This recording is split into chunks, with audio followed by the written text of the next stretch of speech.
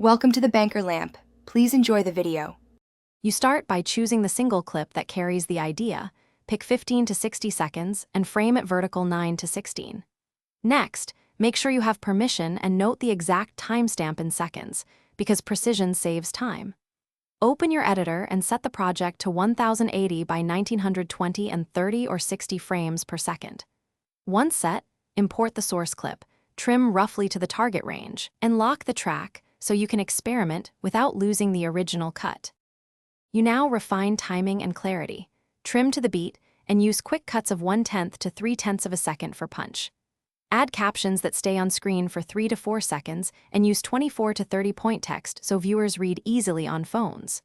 Apply a subtle motion crop to keep faces centered, color grade for contrast, and duck background audio so dialogue pops.